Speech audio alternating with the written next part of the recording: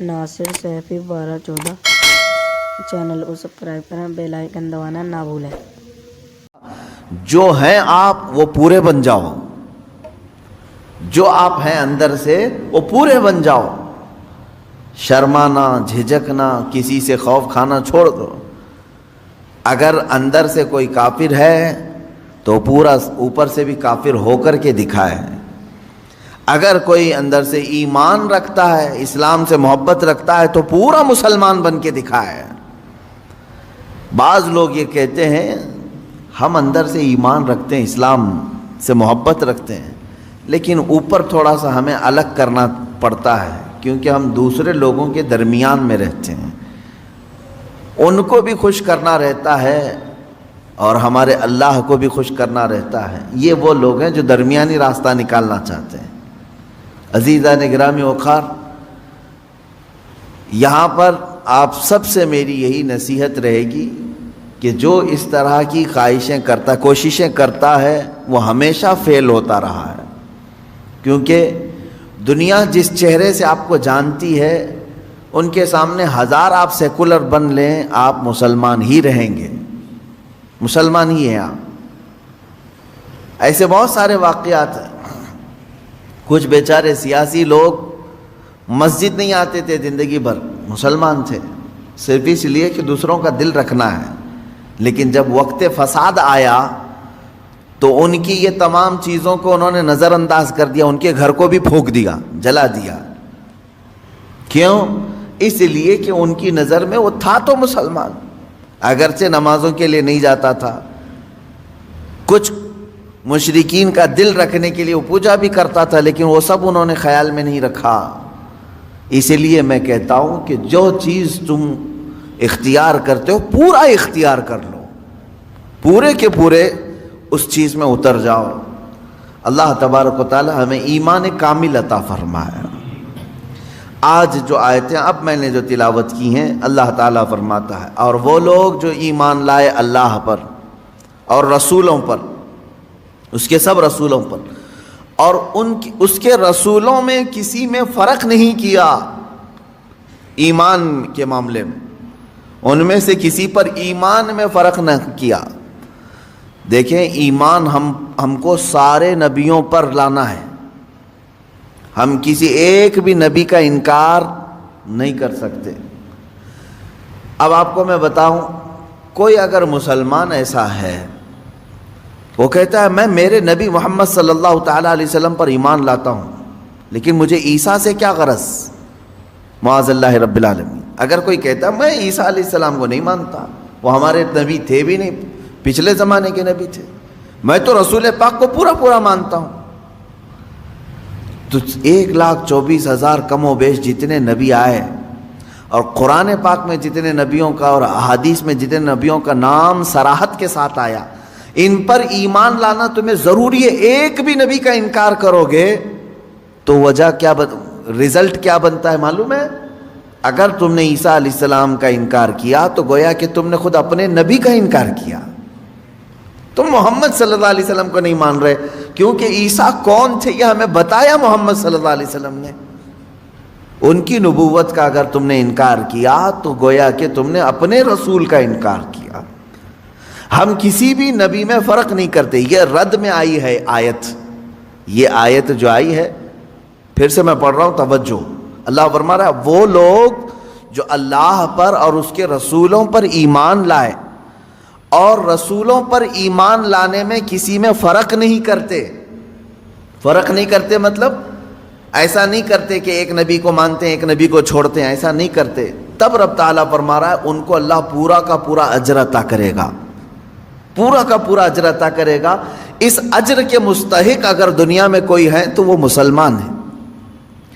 عیسائی بھی نبیوں کو مانتے ہیں، یہودی بھی نبیوں کو مانتے ہیں، اور ہم بھی نبیوں کو مانتے ہیں، لیکن فرق ہے سب میں۔ یہودی جو ہے جتنے نبی آئے ان پر ایمان رکھتے ہیں، ابراہیم علیہ السلام سے لے کر موسیٰ علیہ السلام تک تقریباً نبیوں پر ان کا اتفاق ہے۔ عیسائی جو ہیں کرسچن، یہ بھی تقریباً سب نبیوں کو مانتے ہیں، لیکن دونوں کے ماننے میں فرق ہے۔ یہودی بعض نبیوں کو اس طور پر مانتے ہیں کہ وہ اللہ کے نبی تھے، ہمارے مسیحا تھے، لیکن بعض نبیوں کے بارے میں وہ بہت گمراہی کے عقیدے رکھتے ہیں، جیسے حضرت اسحاق علیہ السلام کے متعلق، بلکہ حضرت ابراہیم علیہ السلام پر ہی انہوں نے زنا کی تہمت لگائی۔ اسحاق علیہ السلام کے متعلق یہ ہے کہ وہ اللہ سے لڑ لیتے تھے، کبھی وہ اللہ کو گراتے تھے، کبھی اللہ ان کو گراتا تھا، معاذ اللہ۔ یہ یہودیوں کا عقیدہ ہے۔ تو نبیوں پر ایمان لانے میں یہ آدھے آدھے ہیں۔ اسی طرح سے عیسیٰ علیہ السلام کو نگلیکٹ کرتے ہیں، بالکل نہیں مانتے۔ کون؟ یہودی۔ عیسائیوں کا بھی حال ان سے کچھ زیادہ اچھا نہیں ہے۔ یہ بنی اسرائیل کے تقریباً نبیوں کو مانتے ہیں، لیکن بعض نبیوں کا یہ بھی انکار کرتے ہیں۔ کیسے؟ یہ تو سب سے بڑے نبی محمد صلی اللہ علیہ وسلم کو ہی نہیں مانتے۔ قرآن کہہ رہا ہے سارے نبیوں پر ایمان جو برابر رکھتا ہے، آدم علیہ السلام سے لے کر حضور پاک صلی اللہ علیہ وسلم تک جتنے نبی آئے، سب پر جو ایمان رکھتا ہے، اولئک سوف یؤتیہم اجورہم، اللہ فرما رہا ہے ان کو پورا کا پورا اجر میں عطا کروں گا۔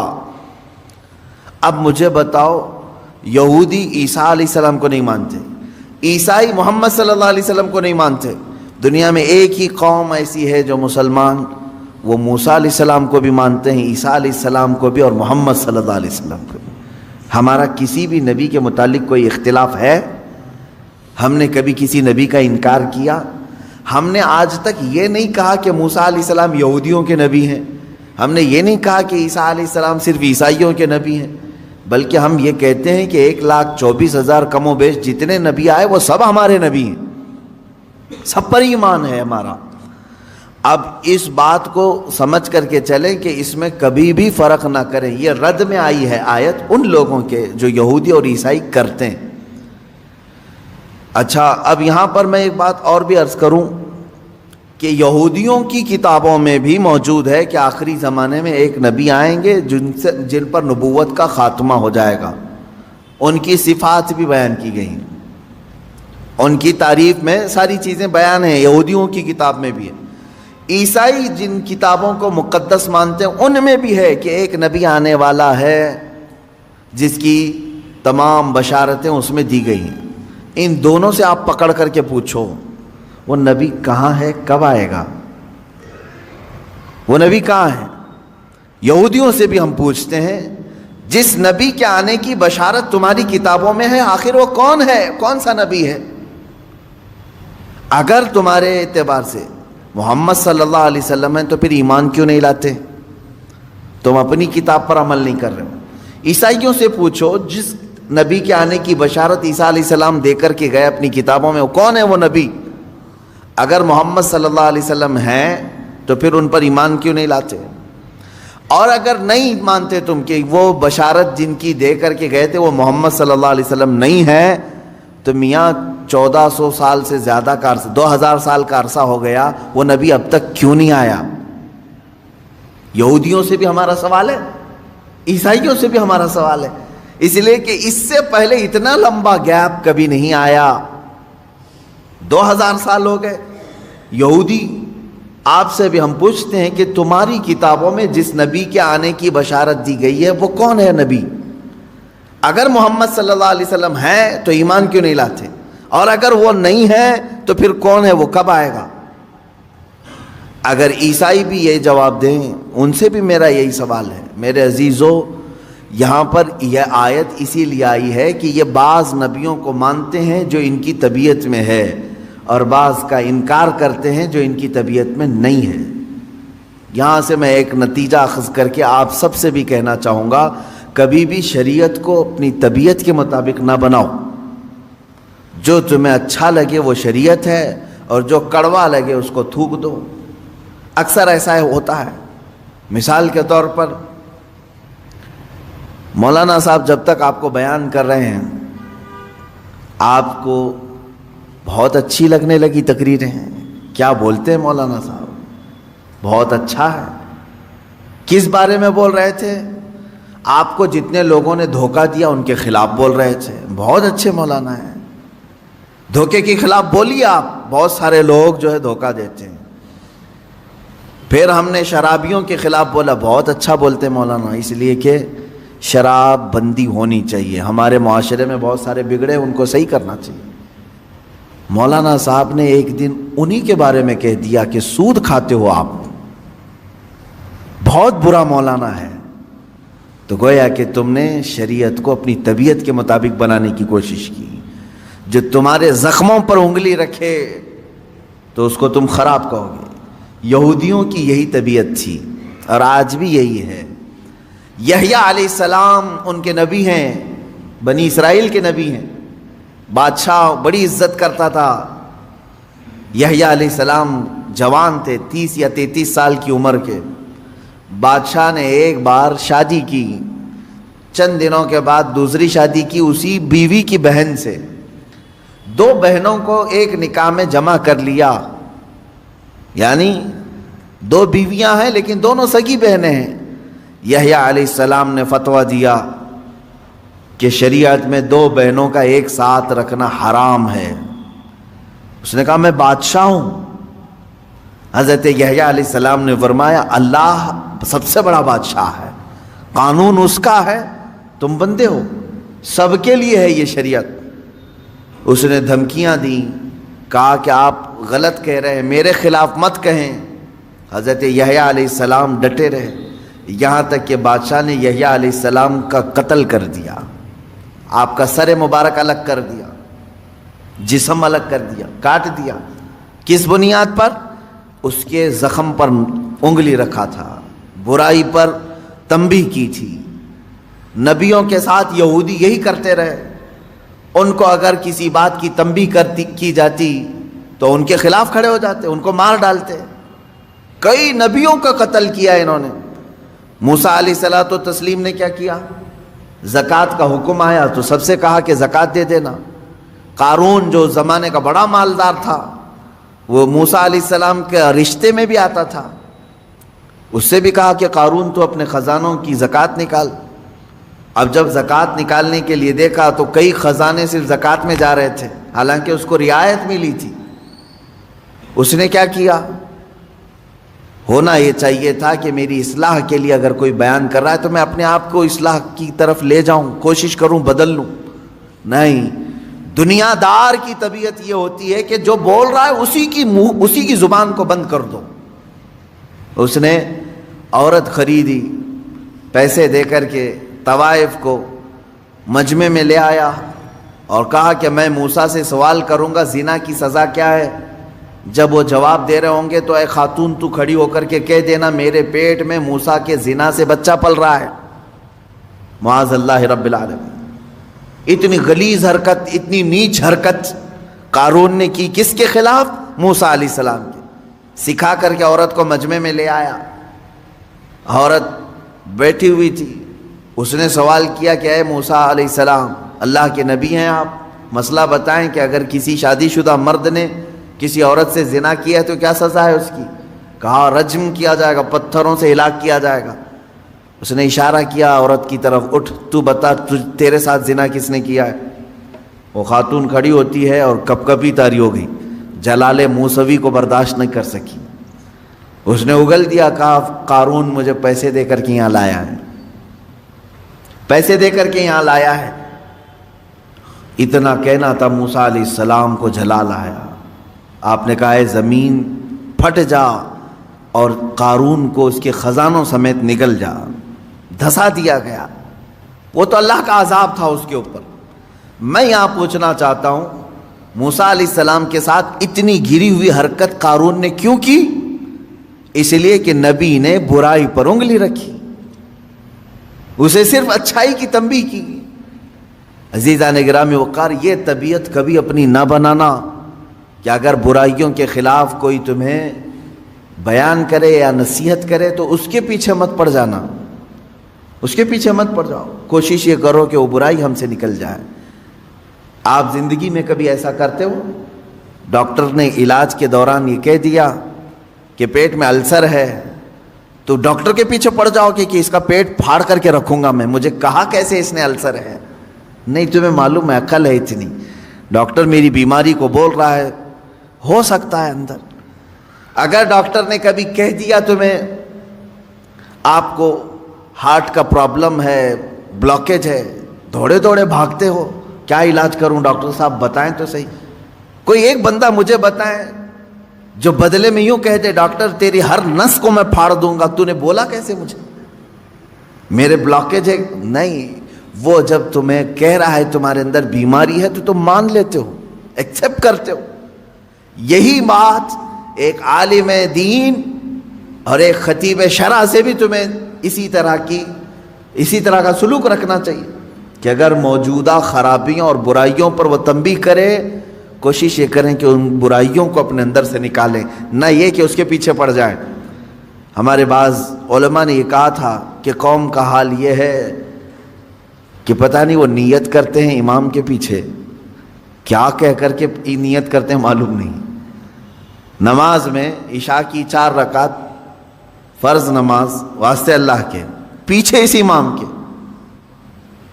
تو اب یہ سمجھ میں نہیں آتا پیچھے اس امام کے مطلب کیا ہے, یعنی صرف نماز میں پیچھے ہے یا پھر پوری زندگی اس کے پیچھے پڑنا ہے. میرے عزیزو, داعیان دین اور داعیان حق کے ساتھ انصاف کا معاملہ ہو, یہ میں اپنے لیے نہیں کہہ رہا ہوں, میرے پیچھے پورے پڑ جاؤ کوئی معاملہ نہیں, لیکن جو رسول کریم صلی اللہ تعالیٰ علیہ وسلم کی شریعت طاہرہ اور دین حق کو لے کر تمہارے درمیان آئے, ان کے ساتھ وہی سلوک کرو جو آپ کے جسمانی مرض کے لیے ڈاکٹر کے ساتھ آپ سلوک کرتے ہو. انبیاء اکرام علیہ السلام کے ساتھ یہودیوں نے جو سلوک کیا وہ سلوک آپ نائبان رسول کے ساتھ نہ کریں. یہودیوں کو جو باتیں اچھی لگتی تھی وہ لے لیتے تھے, اور جو ناپسند ہوتی تو نبیوں کا ہی قتل کر دیتے تھے. 1 2 نہیں, ہزاروں نبیوں, 10,000 نبیوں کا قتل کیا ہے انہوں نے, تقریباً 10,000 نبیوں کا. قرآن میں کئی جگہ پر آیت آئی وَيَقْتُلُونَ النَّبِيِّينَ بِغَيْرِ حَقٍّ, یہ ناحق نبیوں کا قتل کرتے تھے. نبیوں کا کام یہ اتنا ہی ہوتا کہ ان کی برائیاں بتا دیتے تھے, یہ غلط ہے. تو یہاں آج امت کو بھی میرا یہی پیغام ہوگا کہ اگر تمہاری برائیاں کوئی بتائے تو یہودیوں کی طرح ان کے جان کے پیچھے نہ پڑ جاؤ, بلکہ ان برائیوں کے خاتمے کے لیے مل بیٹھ کر کے لائے عمل تیار کریں. اب آگے کی آیت میں پڑھتا ہوں, اللہ تعالیٰ فرماتا ہے اے رسول, یہ اہل کتاب آپ سے کہیں گے, آپ سے سوال کرتے ہیں کس چیز کا, ان تنزل علیہم کتابا من السماء, کہ آسمان سے ہم پر کوئی کتاب اتار کر کے دکھاؤ, آسمان سے ہم پر کوئی کتاب اتار کر کے دکھاؤ. اللہ تعالیٰ فرما رہا ہے ایسا ہوا بھی تھا. حضور صلی اللہ تعالیٰ علیہ وسلم کے پاس یہودیوں اور عیسائیوں کی جماعتیں آئی اور کہنے لگے ہمارے سامنے اترنا چاہیے کتاب, آپ پر آ رہی ہے وہی. اچھا وہی کیسے آتی تھی یہ بھی میں بتاؤں. یہ قرآن کی جو آیتیں آتی تھیں کس انداز سے. میرے آقا صلی اللہ تعالیٰ علیہ وسلم بیٹھے ہوئے ہیں, اچانک جو صحابہ ہیں, صحابہ اکرام محسوس کرتے تھے حضور صلی اللہ علیہ وسلم ٹھنڈیوں کے زمانے میں پیشانی سے بہت تیز پسینہ بہنے لگ جاتا تھا, سخت ٹھنڈیاں ہی کیوں نہ ہو, موٹے موٹے پسینے کی بوندیں گرنے لگتی تھیں. صحابہ سمجھتے کہ وہی اتر رہی ہے, قرآن کی آیتیں اتر رہی ہیں میرے آقا صلی اللہ علیہ وسلم پر. شروع میں حضور اکرم صلی اللہ تعالیٰ علیہ وسلم کی حدیث ہیں, بخاری شریف کی شروعات میں کتاب بدء الوحی میں ہے کہ گھنٹیوں جیسی آواز آتی تھی, سلسلۃ الجرس اس کو کہا گیا ہے, جیسے گھنٹی بجتی ہے اس طرح کی آواز آتی اور قرآن کی آیتیں اتر رہی ہوتی تھی. کبھی جبرائیل امین علیہ السلام انسان کی شکل میں آ کر کے بیان کر کے چلے گئے. ایک صحابی حضرت دحیہ کلبی رضی اللہ تعالیٰ, اکثر حضرت جبرائیل امین ان کی شکل میں بارگاہ رسول میں آتے تھے, کبھی ظاہری شکل میں آتے, کبھی کسی کو نظر نہیں آتے اور اتار رہے ہوتے قلب مصطفیٰ صلی اللہ علیہ وسلم پر آیتیں اتاری جا رہی ہوتی تھی. اب یہ وہی اترنے کا انداز معلوم تو ہوتا لیکن اترتا ہوا کوئی دیکھتا نہیں سوائے رسول پاک صلی اللہ علیہ وسلم کے. تو اب یہ یہودی اور عیسائی آئے اور کہے ایک کتاب ایسے اترنا چاہیے, وہ دکھنا چاہیے ہمیں. کہ آسمان سے کتاب اتر رہی ہے. تو اللہ تعالیٰ نے فرمایا اے رسول یہ آپ سے سوال کر رہے ہیں کہ آسمان سے کوئی کتاب اتار کر کے دکھائیں. یہی وہ لوگ ہیں جو آپ سے پہلے اس سے بھی بڑا سوال موسیٰ علیہ السلام سے کر چکے ہیں. اس سے بھی بڑا سوال کیے تھے موسیٰ علیہ السلام.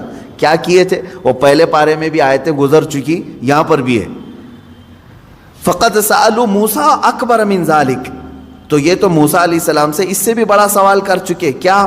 فقالوا ارنا اللہ جہرۃ، انہوں نے کہا تھا موسیٰ علیہ السلام سے، یہ یہودیوں نے، اچھا آپ اللہ اللہ کہہ رہے ہیں بہت، ہم اللہ کو سامنے دیکھنا چاہتے ہیں، دیکھ کر کے ایمان لائیں گے. لن نؤمن حتی نری اللہ جہرۃ، قرآن میں ہے. وہ ضد کر کے بیٹھے ہم اس وقت تک ایمان نہیں لائیں گے جب تک اللہ ہم کو دکھے گا نہیں. میرے عزیزو یہ بڑا سوال موسیٰ علیہ السلام سے کیا تھا انہوں نے، موسیٰ علیہ السلام سے. تو ہوا کیا ان کے ساتھ؟ اللہ فرماتا فَأَخَذَتْهُمُ الصَّاعِقَةُ بِظُلْمِهِمْ، اس طرح کا سوال کرنے پر اچانک ایک بجلی چمکی اور اللہ تبارک و تعالیٰ نے ان پر آسمان کو نیچے کر دیا، اتنا کہ اب گرے گا تب گرے گا. خوف کے مارے وہ پورے دہل گئے. سوال کیا کیا تھا؟ ہم ایمان نہیں لائیں گے جب تک اللہ ہم کو سامنے نہیں دکھے گا. تو اللہ تعالیٰ نے بجلیاں بھیجی، کڑک بھیجی، بہت خطرناک قسم کی کڑک، بجلی کی چمک، اور آسمان نیچے پھٹ کر کے آ گیا، سروں پر آ گیا. اللہ نے روک لیا. اب پھر وہ ایسی ضدی قوم تھی، ان کو اوپر سے آسمان یہاں لا کر کے کھڑا کیا گیا. اب بولو ایمان لاتے ہو یا کیا ہے؟ تو قرآن کی آیت ہے لن نؤمن حتی نری اللہ جہرۃ فأخذتکم الصاعقۃ بظلمہم، تو ان کے بجلی نے کڑک لیا، یہ کڑک آ کر کے انہیں گھیر لی. تو پھر کہنے لگے نہیں ہم ایمان لاتے ہیں موسیٰ کے رب پر، ہے اللہ کوئی ہے، اب ضرورت نہیں ہے دیکھنے کی. اب یہاں سے سنیے میرے عزیزوں، نبیوں سے ایسا سوال کیا گیا ہے تو اللہ تبارک و تعالیٰ نے بیان فرمایا. مجھے حیرت ہوتی ہے، موسیٰ علیہ السلام کی قوم نے ان سے کہا تھا ہم ایمان نہیں لائیں گے اس وقت تک، توجہ ہے نا، ہم ایمان نہیں لائیں گے اس وقت تک جب تک کہ اللہ کو آنکھوں سے دیکھ نہیں لیں گے. موسیٰ علیہ السلام ولی تھے یا نبی تھے؟ نبی تھے، سب کو معلوم ہے. نبی کا درجہ بڑا ہے یا ولی کا درجہ؟ نبی کا. نبی کو معجزہ بھی ملا ہے، طاقت بھی ملی ہے، اور ان کی شان محبوبی بھی ہے. اللہ ان کی باتوں کو رد نہیں کرتا. موسیٰ علیہ السلام سے جب ان کی قوم نے سوال کیا تو دکھوا دینا چاہیے تھا نا، ٹھیک ہے چلو میں اللہ دکھا دیتا ہوں تم ایمان لے آؤ. نہیں دکھائے. موسیٰ علیہ السلام اپنی قوم کو اللہ نہیں دکھوائے. وجہ یہ ہے کہ وہ خود بھی نہیں دیکھے، وہ خود بھی انہوں نے نہیں دیکھا تھا.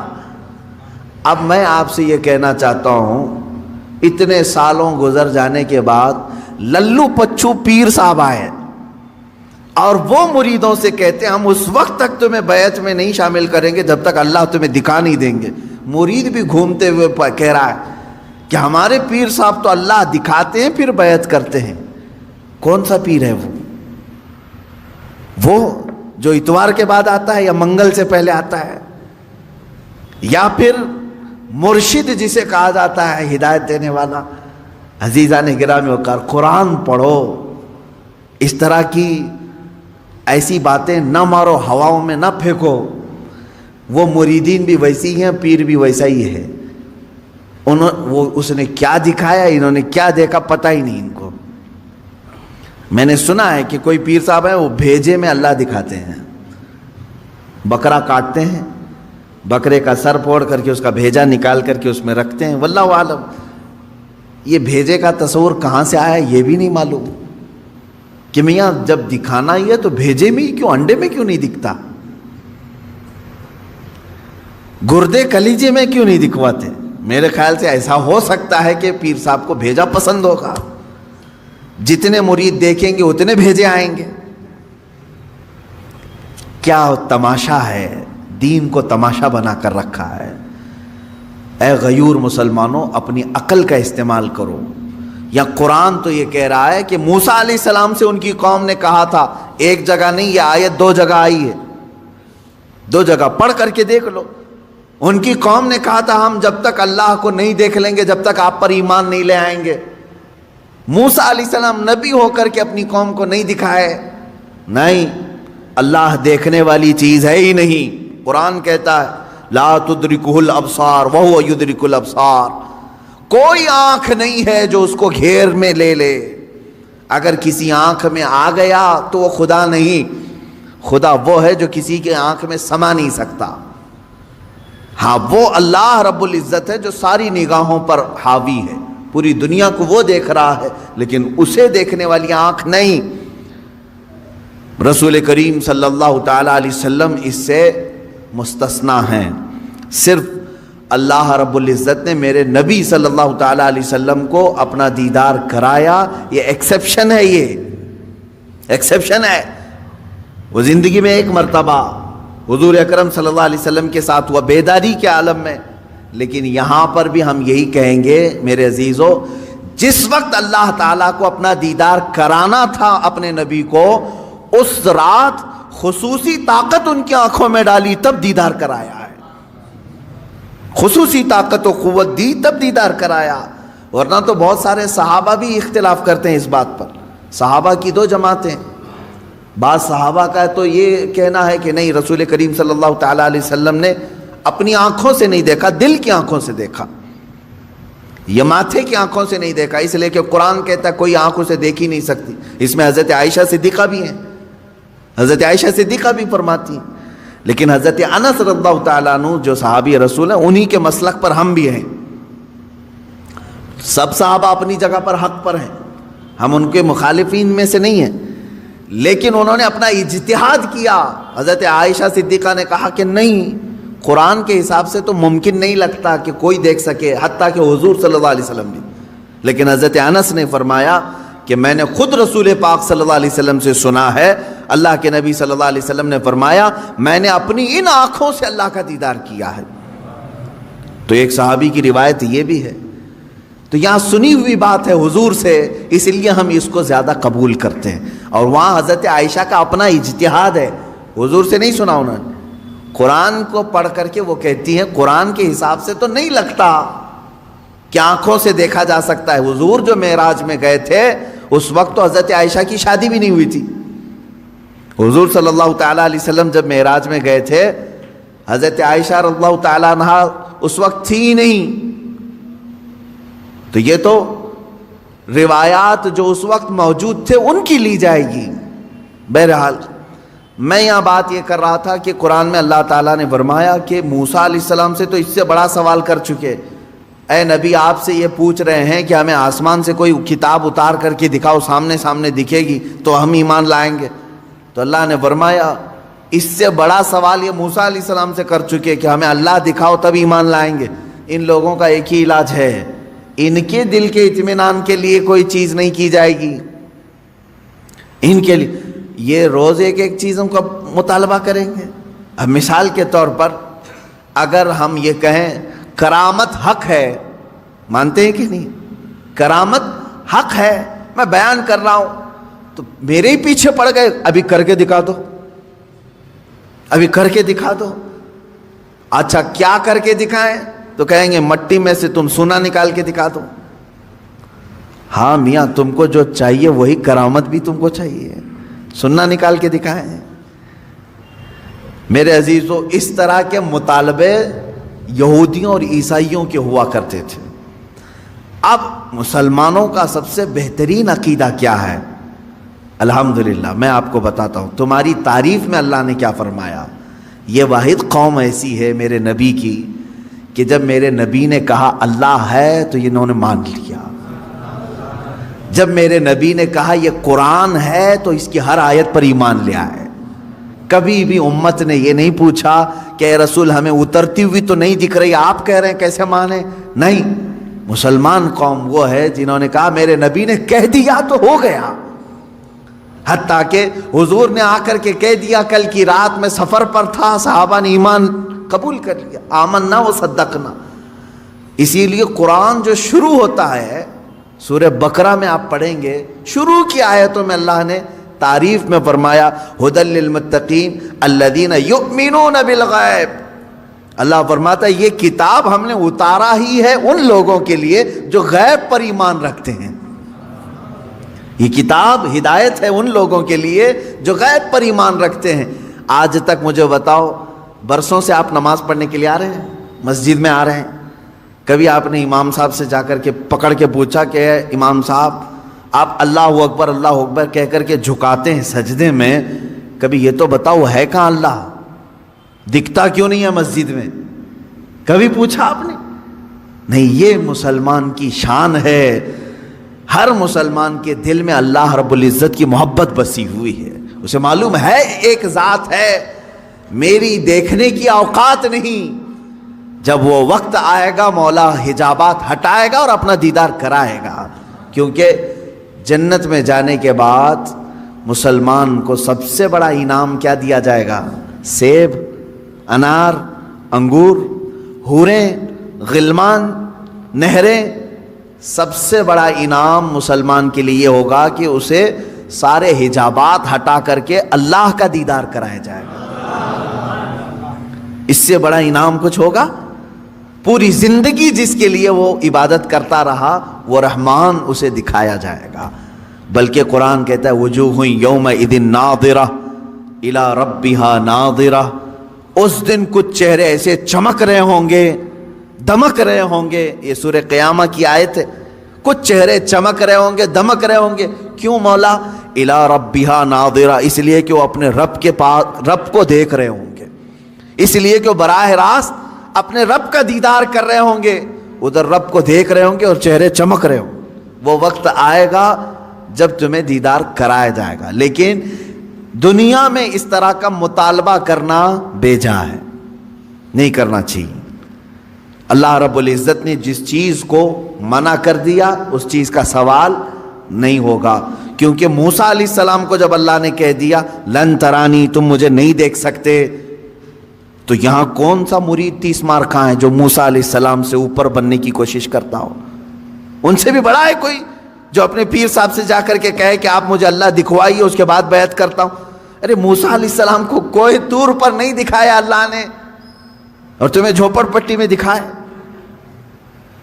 یہ گمراہیاں جو ہمارے ہاں گھر کر رہی ہیں اس کا علاج کرنے کی ضرورت ہے. میں اتنا سخت ان لوگوں کے خلاف اس لیے بولتا ہوں میرے عزیزوں, مجھے جہاں تک میرا دل کہتا ہے اس طرح کے جو تصوف کے بہانے سے ہماری جماعتوں میں آئے ہیں ان کا دور دور سے اسلام سے کوئی تعلق نہیں. یہ شیطان ہے جو انسان کے لباس میں ہمارے درمیان آتے ہیں.